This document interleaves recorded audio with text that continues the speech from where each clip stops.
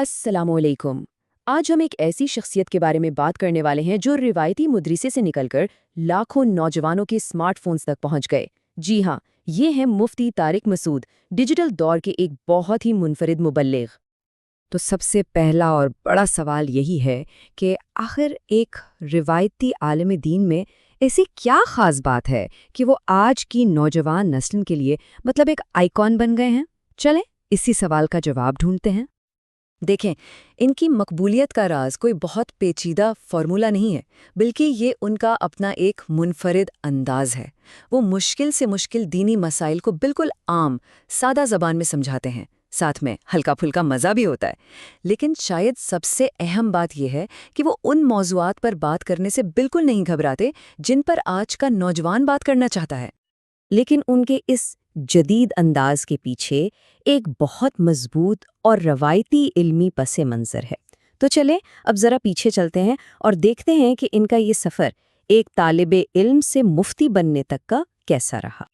1980 में कराची के एक सैयद ख़ानदान में उनकी पैदाइश हुई। परवरिश एक बहुत ही दीनी और सादा माहौल में हुई। बचपन में इब्तिदाई तालीम के बाद उन्होंने बड़े इदारों का रुख किया, जहाँ से दरस निज़ामी मुकम्मल किया और फिर फ़िक़्ह यानी इस्लामी कानून में स्पेशलाइजेशन करके मुफ्ती कहलाए।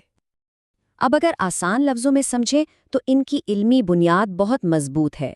दरस निज़ामी इस्लामी उलूम में समझें मास्टर्स की डिग्री की तरह है, और इफ्ता में स्पेशलाइजेशन उन्हें कानूनी मसाइल पर फतवा जारी करने का इख्तियार देती है। यही वो पस मंज़र है जो उनकी हर बात को एक वज़न देता है।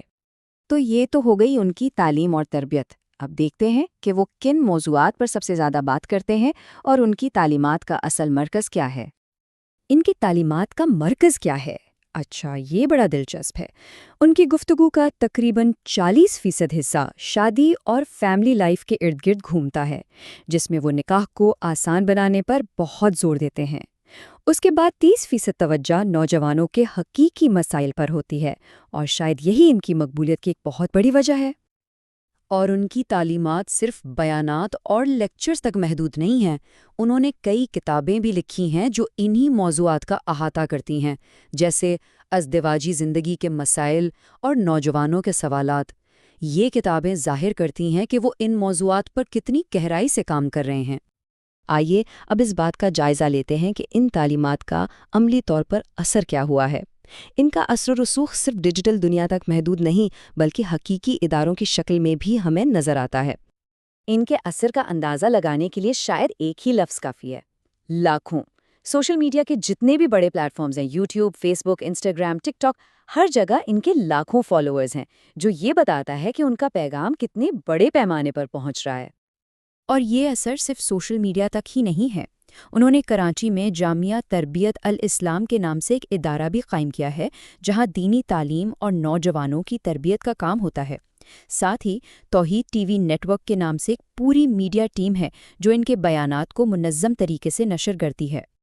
ज़ाहिर है, हर बाअसर शख्सियत की तरह मुफ्ती तारिक मसूद को भी तनकीद का सामना करना पड़ता है। तो एक मुतवाज़न तस्वीर देखने के लिए उन पर होने वाली तनकीद और उनकी ज़ाती ज़िंदगी पर एक नज़र डालना भी ज़रूरी है। उनके अंदाज पर बहस जो है वो दो हिस्सों में बटी हुई है। एक तरफ नाक़िदीन कहते हैं कि उनका मज़ाहिया अंदाज एक आलिम की संजीदगी के ख़िलाफ़ है और उनकी बातों में गहराई नहीं होती। दूसरी तरफ उनके हामी कहते हैं कि भई यही सादगी और मज़ा ही तो है जो मज़हब को आज की नस्ल के लिए काबिल फ़हम और करीब लाता है।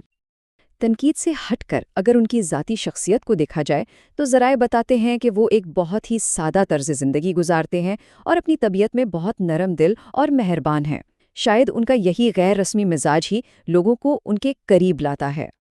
तो इन तमाम पहलुओं को मद्देनज़र रखते हुए आज के दौर में मुफ्ती तारिक मसूद का मकाम क्या है?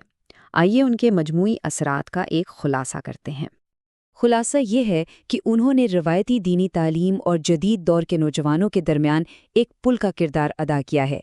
निकाह को आसान बनाने की मुहिम, मुआशरती इस्लाह पर जोर और इस्लाम की एक मोतदिल तशरीह पेश करना, ये उनकी सबसे बड़ी खिदमात में से हैं। बिलाशुबा वो पाकिस्तान के मुअस्सिर तरीन मुबल्लिगीन में से एक हैं।